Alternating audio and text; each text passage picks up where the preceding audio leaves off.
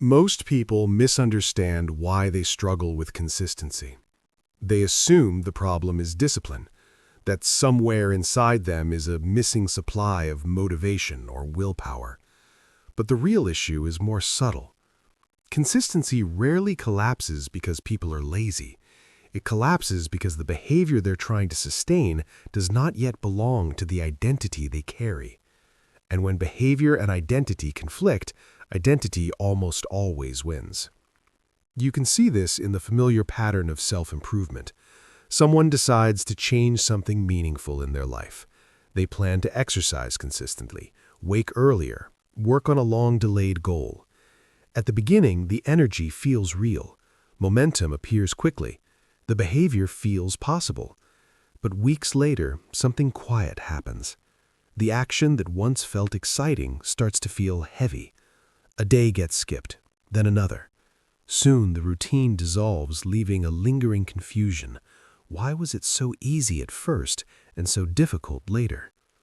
The common explanation is a lack of willpower. But psychology views willpower very differently. Willpower is not a stable resource. It is a temporary override. It allows someone to act against their existing patterns for a short time. But override systems are inherently unstable. Eventually, the brain returns to what feels psychologically coherent. To understand why, we have to look at something deeper than habits. We have to look at identity. The mind is constantly trying to maintain internal consistency, not just between thoughts and actions, but between actions and self-concept. Every person carries a quiet narrative about who they are. I'm someone who struggles with discipline. I'm not naturally organized. I start things but don't finish them. These beliefs may not always be spoken aloud, but they shape expectations about what behavior feels normal. When someone begins acting outside that narrative, the brain detects a mismatch, and mismatches create psychological tension. At first, novelty masks that tension. New goals create emotional stimulation. There's excitement, curiosity, sometimes even urgency. This emotional energy temporarily supports behavior that doesn't yet belong to identity. But novelty fades quickly. Emotions settle. And once the emotional surge disappears, the behavior must stand on its own.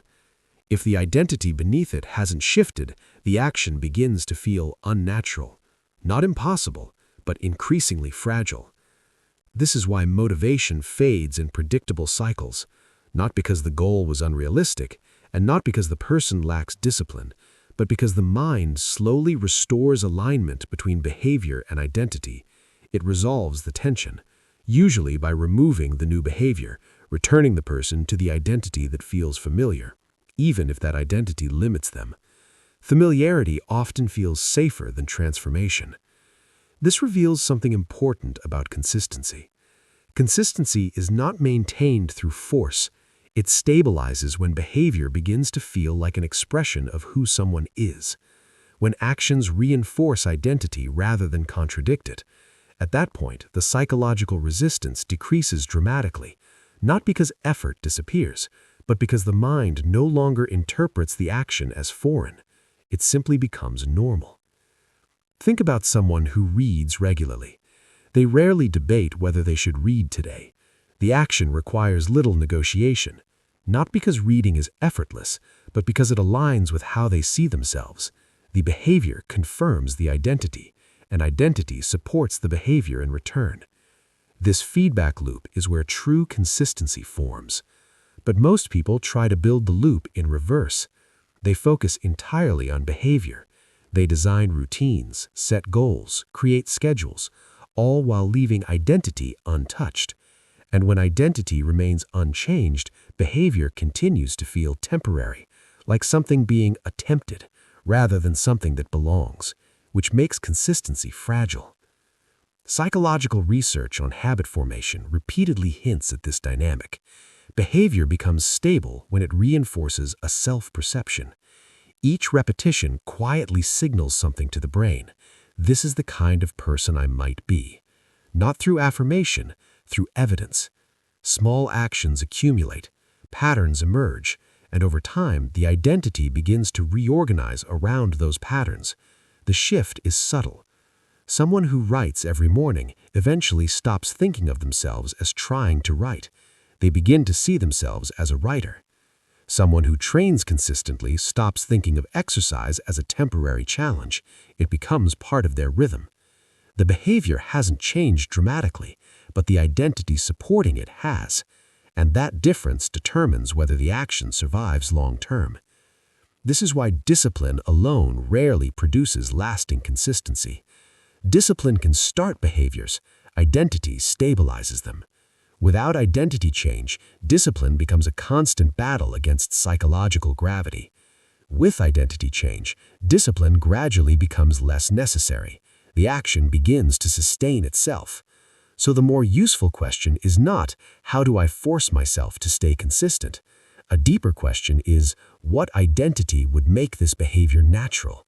And then, what small action could begin reinforcing that identity today? Not as proof of productivity, but as evidence of becoming. Because identity rarely transforms through dramatic effort, it changes through quiet repetition, through behaviors that are small enough to repeat, yet meaningful enough to reshape self-perception. The mind slowly absorbs the pattern, and eventually the action stops feeling like an effort to change. It starts feeling like an expression of who you are. This is the hidden psychology behind consistency. The mind does not resist effort, it resists identity disruption. When behavior threatens the story someone believes about themselves, resistance appears. But when behavior begins to reshape that story, resistance fades. So if consistency has felt difficult in the past, the problem may not be motivation, and it may not be discipline. It may simply mean the identity supporting the behavior hasn't fully formed yet, which is not a failure, it's a process, one that moves slower than motivation, but far more reliably. At some point today, you might pause and ask yourself a quieter question. Not what goal you should pursue, but what identity your daily actions are slowly reinforcing. Because over time, the person you become is rarely defined by your intentions. It is defined by the patterns you repeat long enough for the mind to accept as true. And once that happens, consistency no longer feels like force. It feels like alignment.